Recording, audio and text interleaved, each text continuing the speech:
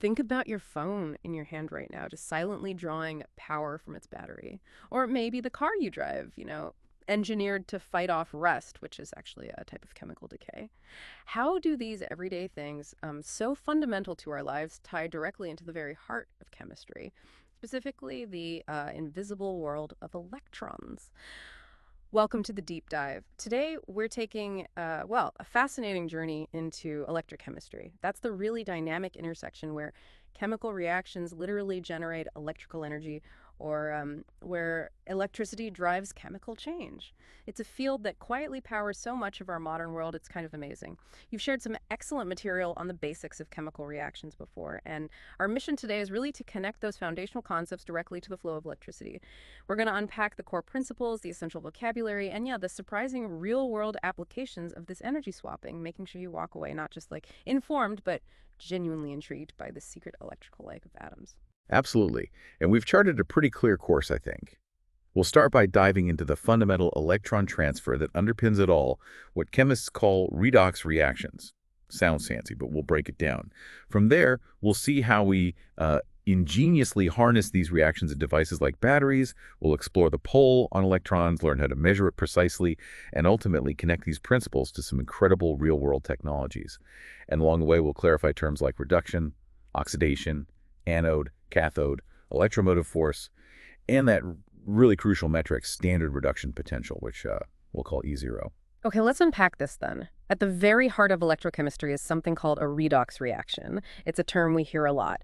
But you're saying it's really just that fundamental dance of electrons constantly moving from one chemical species to another. What does that transfer actually look like? Precisely. A redox reaction is fundamentally all about the transfer of electrons from one chemical thing to another. We break it down into two parts, two complementary, inseparable parts. First, oxidation. That's the loss of electrons. Simple as that. When something is oxidized, its oxidation number actually goes up. And then there's reduction, which is the gain of electrons. So when a substance is reduced, its oxidation number goes down. It's always a pair. If one loses electrons, something else has to gain them. Okay, so one's giving, one's taking. And if one substance is giving up electrons, it's sort of causing the other to take them, right? Are there specific names for these roles, these players? Absolutely. The substance that releases the electrons and gets oxidized itself in the process, we call that the reducing agent. Think of it as the agent causing the reduction of the other thing. And conversely, the substance that accepts those electrons and gets reduced itself, that's the oxidizing agent. It's causing the oxidation of the other partner. They're like chemical dance partners, really. Each one enables the other's transformation. Can you give us a quick, concrete example, something to really visualize this electron dance in action, that give and take? Certainly. Let's picture magnesium metal reacting with hydrochloric acid, a common lab demo. The magnesium metal starts off neutral, oxidation state 0. It readily loses 2 electrons to become a magnesium ion, Mg2+, with an oxidation state of +2. So we say magnesium is oxidized, and because it caused the reduction, it's the reducing agent. Now, at the same time, the hydrogen ions, the H+ suit from the acid, they each gain an electron. They form a hydrogen gas, H2, where their oxidation state goes down to 0. So those hydrogen ions are reduced, and they acted as the oxidizing agent. They took the electrons from magnesium. You see this electron give and take everywhere, really. Zinc and copper in a battery, even something like bromine reacting with zinc. Right. And what happens if these reactions just happen directly? Like if you just mix the magnesium and acid together in a beaker, do we get that useful electrical energy then? Good question. That's what we call a direct redox reaction. And under those conditions, yeah, the electron transfer definitely still occurs. But no useful work or electrical energy is obtained because the electrons aren't guided, They aren't channeled into a specific pathway. They just transfer directly, often just releasing the energy as heat, maybe some light. Which leads us to the next crucial step, right? If we want to get useful work, if we want electricity from this, what's the trick? How do we choreograph this electron dance?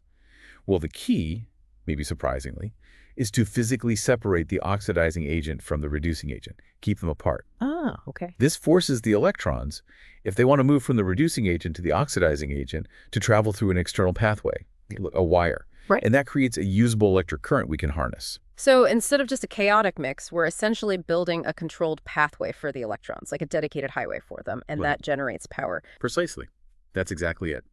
This controlled setup is what we call an electrochemical cell. These are, Pretty ingenious devices that convert chemical energy into electrical energy, or sometimes the other way around, all using those fundamental redox reactions. They typically consist of two half cells. Each half cell usually has an electrode, often a solid metal, dipped into an electrolyte solution, which contains ions. This whole setup allows electrons to transfer through that external wire, the circuit, and it also allows ions to move within the solution to keep everything electrically balanced.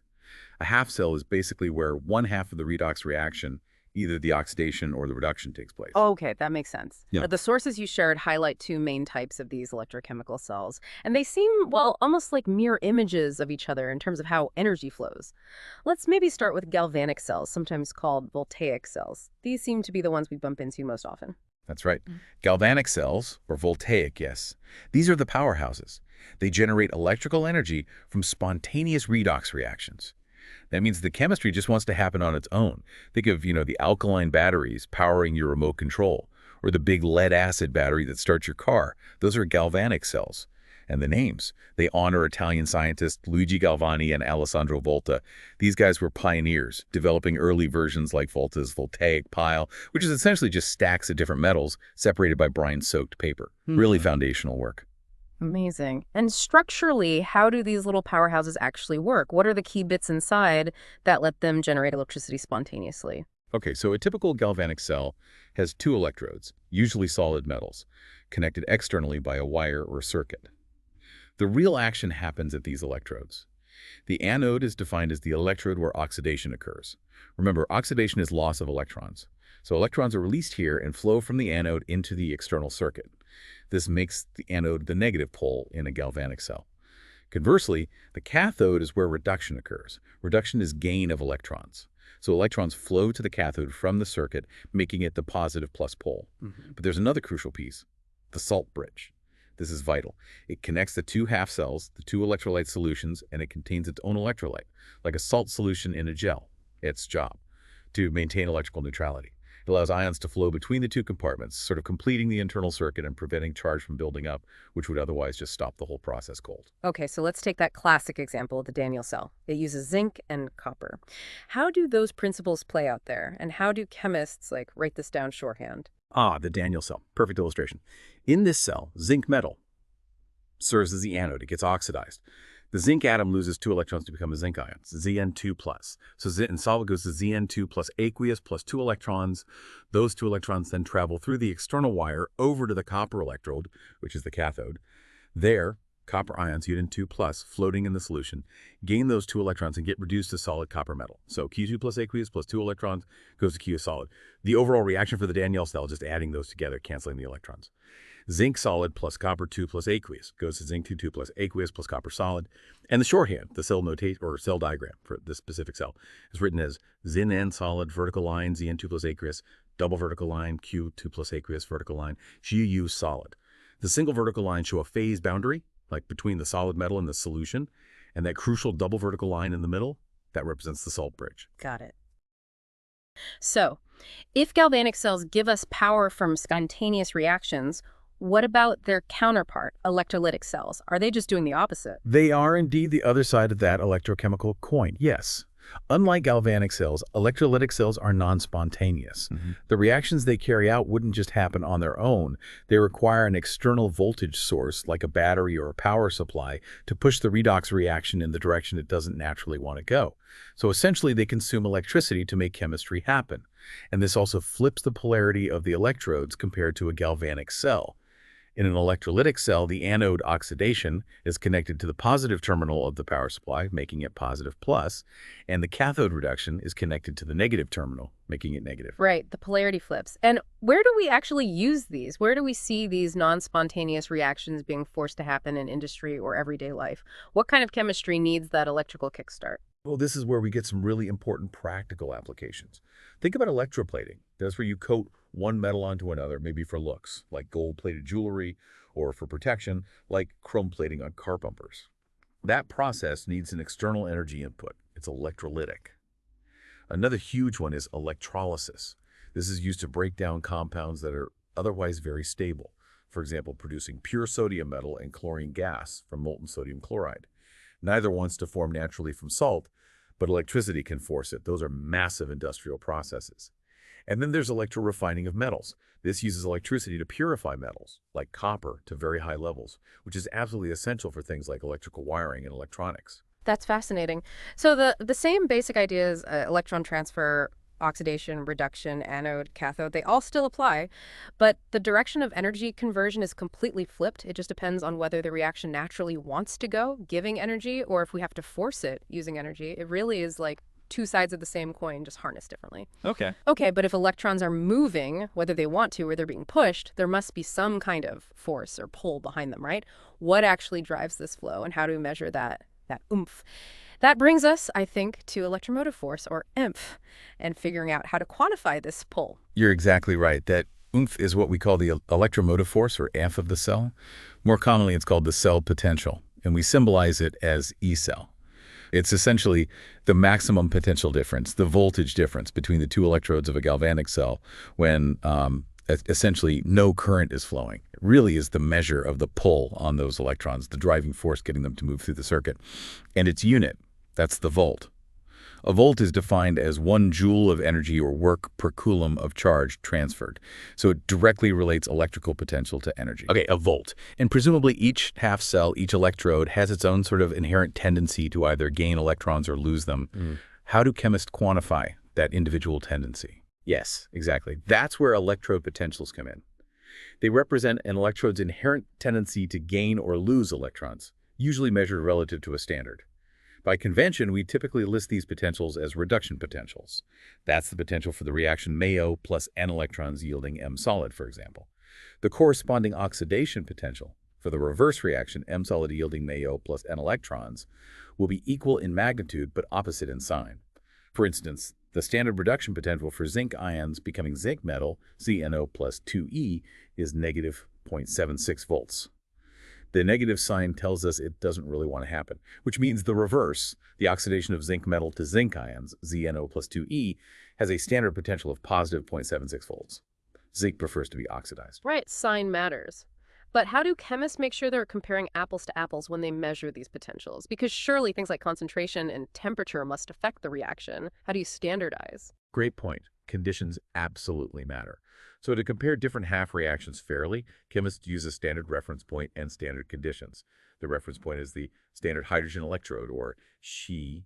By international agreement, the potential of the She is defined as exactly 0 volts, but only under standard conditions. And what are standard conditions in electrochemistry?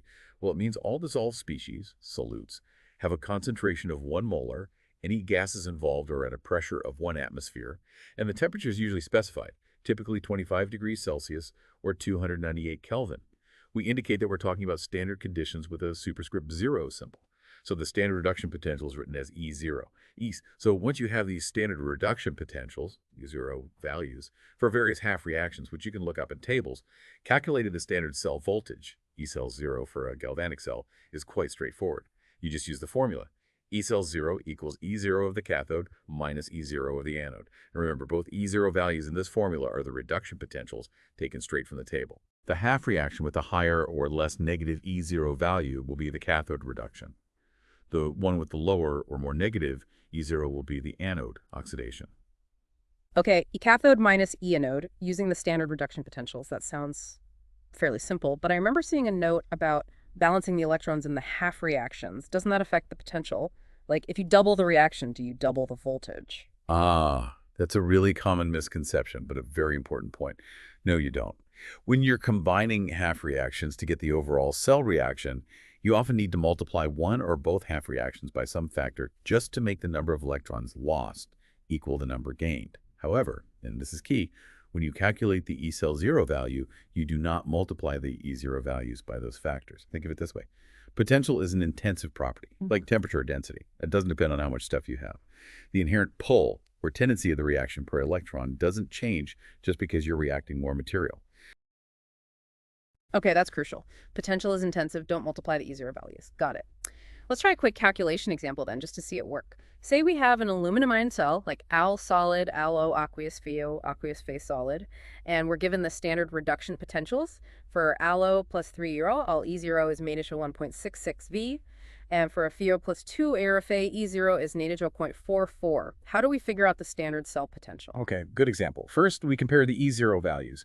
Iron's potential Lanish 0.44 V is less negative, meaning it's higher than aluminum's Lanish 1.66 V. So ions will be reduced to the cathode, aluminum metal will be oxidized to the anode, and now we apply the formula. E cell 0 cathode, E0 anode. And that positive value tells us this combination would indeed make a spontaneous galvanic cell. This formula is really powerful because it works across all sorts of different combinations. And E cell isn't just some abstract number. It tells us something really profound about the reaction's own inherent tendency to occur. It's directly linked to whether a reaction will happen spontaneously or not. Okay, this next part feels like where electrochemistry really connects to the bigger picture of chemistry, linking this cell potential directly to something called Gibbs free energy, or BAG. We've maybe heard of AG as a measure of spontaneity. What's the link? Why is this connection so powerful? It's incredibly powerful because it provides a quantitative bridge between electrochemistry, which deals with voltage and electron flow, and thermodynamics, which deals with energy and spontaneity. The fundamental relationship is A is the Gibbs free energy change, our ultimate measure of spontaneity. N is the number of moles of electrons transferred in the balanced redox reaction. F is the Faraday constant, which is the charge of 1 mole electrons, a huge number, about 96,485 coulombs per mole. And E cell is the cell potential we just discussed. So what this equation tells us is that the electrical potential of a cell is directly proportional to the free energy change of the reaction driving it. Wow. Okay, so how does that translate into predicting spontaneity? It gives us very clear criteria. If E cell is positive, then because of that minus sign in the equation, Eg will be negative. And a negative Eg is the thermodynamic definition of a spontaneous process. It favors making products. So a working galvanic cell must have a positive E cell. If E cell is negative, then Eg will be positive. A positive B means the reaction is non-spontaneous as written. It favors the reactants and won't happen without energy input. This describes what happens in an electrolytic cell, and if E cell happens to be 0, then Eg is also 0. This means the reaction is at equilibrium. There's no net drive in either direction. A dead battery is essentially at equilibrium. Can we quickly run through an example to see this connection in action? Does it really hold up? Absolutely. Let's take the reaction. Copper solid plus 2 silver ions gives copper 2 ions plus 2 silver solid. We need the standard production potentials. Silver has the higher E0 plus 0.80, so it's reduced at the cathode. Copper plus 0.34 V is oxidized at the anode, so E46 V. Okay, positive 0.46 V. So spontaneous. Exactly. Since E cell 0 is positive, the reaction is spontaneous as written. Now let's check with Eg0. We need N, the number of electrons transferred. Copper loses 2, and each silver ion gains 1, but there are 2 silver ions, so N descends 2 moles of electrons. So E0 calculates to about Merkin 88,766 joules, or roughly next to 89 kiloj. Since Eg0 is negative, it confirms thermodynamically that the reaction is spontaneous. The electrochemistry and thermodynamics tell the exact same story. It's a really elegant connection. That really is elegant. But what about when conditions aren't standard? Real life rarely happens at exactly 1 molar and 1 atmosphere. Does the cell potential just become irrelevant then, or can we account for real-world conditions? Definitely not irrelevant. Cell potential absolutely depends on concentration, pressure, and temperature. That's where the Nernst equation comes into play. It's essential for understanding how cells behave under non-standard conditions. The Nernst equation looks like this, usually simplified for 25 degrees C. E cell equals E cell 0, 0.0592 volts N log Q. Here, E cell is a potential under the actual conditions. E cell 0 is our standard potential baseline and is still the moles of electrons transferred. And Q is the reaction quotient. Q has the same form as the equilibrium constant K, but uses the current concentrations or pressures for gases instead of equilibrium ones. It tells us how far the reaction is from equilibrium right now. Okay, the Nernst equation. So it lets us adjust the standard potential based on the actual concentrations. Can we see how that works? Sure. Let's revisit our zinc copper Daniell cell. Its standard potential, E cell 0, is 1.1 year of V in NQ2. But what if the concentrations aren't 1 molar? Let's say we set it up like this. Compared to standard conditions, we actually increase the cell potential from 1.8 V to 1.22 V. The reaction has a stronger drive under these specific conditions. Wow, so changing the concentrations really can make a significant difference to the voltage you get out. That's not just academic. That must be critical for designing real batteries that work under varying charge levels. Exactly. The Nernst equation is fundamental for understanding battery discharge curves, concentration cells, and how pH meters work, for example. So bringing this all together, what does this mean for us, beyond the equations in the lab bench? Where do we really see electrochemistry at work? powering and shaping our daily lives. Oh, the applications are just immense. They really touch almost every aspect of modern technology and industry. On the galvanic cell side, the side that produces electricity spontaneously, well, batteries are the most obvious. Every single battery, from the tiny button cells in watches or hearing aids, to your phone battery, to the massive lead-acid battery in your car, maybe even grid-scale storage batteries, they are all harnessing spontaneous redox reactions to provide portable power. But maybe less obviously, corrosion like the rusting of iron or steel is actually an unwanted galvanic cell. Metal spontaneously oxidizes, usually reacting with oxygen and water in the environment, setting up tiny electrochemical cells on the surface that eat the metal away. Infrastructure. But electrochemistry offers a solution too, right? It does, thankfully. Understanding corrosion as an electrochemical process leads to ways to prevent it. One major one is galvanizing. That's coating iron or steel with a layer of zinc. Zinc is more easily oxidized than iron. It has a more negative reduction potential. So if the coating gets scratched, the zinc acts as a sacrificial anode. It corrodes preferentially, protecting the iron underneath. Very clever use of electrochemical principles. Other galvanic applications include things like the pH glass electrode, which generates a potential based on hydrogen ion concentration, allowing us to measure acidity precisely. Then, flipping the coin to electrolytic cells, the ones where we input energy to drive non-spontaneous reactions. We already mentioned electroplating, applying thin coatings of metals like chromium, nickel, silver, or gold for decoration or protection. That's everywhere, from jewelry to car parts to electronics. Electrolysis is massive industrially. It's how we produce highly reactive metals like aluminum from aluminum oxide, sodium, magnesium, and also essential nonmetals like chlorine gas and hydrogen gas from water. These reactions would never happen on their own. And electrorefining uses electrolysis to purify metals like copper to the very high purity needed for electrical wiring. Impurities are left behind as the pure metal is plated onto the cathode. It's truly remarkable. From the batteries in our pockets to the bridges we cross to the very materials things are made from. A fundamental understanding of electron transfer and our ability to control and measure it underpins so much technology we often just take for granted. We've covered a lot of ground today. We went from the core ideas of oxidation and reduction, that fundamental electron dance, through the really ingenious design of electrochemical cells, both the power-generating galvanic kind and the energy-consuming electrolytic kind. We even got into how to calculate their potential using E0 values and the Nernst equation, connecting it all to spontaneity with Gibbs free energy, and finally seeing the huge range of applications. Exactly. And hopefully you now have a much more solid grasp of how chemical reactions and electricity are so intimately linked. Understanding these key terms, redox, anode, cathode, electromotive force, E0, spontaneity, it gives you a really powerful lens. A new way to view so much of the technology and even the natural processes happening around you. So maybe next time you plug in your phone to charge, or see a shiny chrome bumper, or even just notice some rust on an old fence, take a second to consider that invisible dance of electrons at play. And looking forward, how might breakthroughs in understanding and manipulating these electrochemical processes shape the next generation of technology? Think about energy storage for renewables, new materials, maybe even futuristic medical devices, directly interfacing with our body's own electrical signals. What unexpected places might electrochemistry show up next?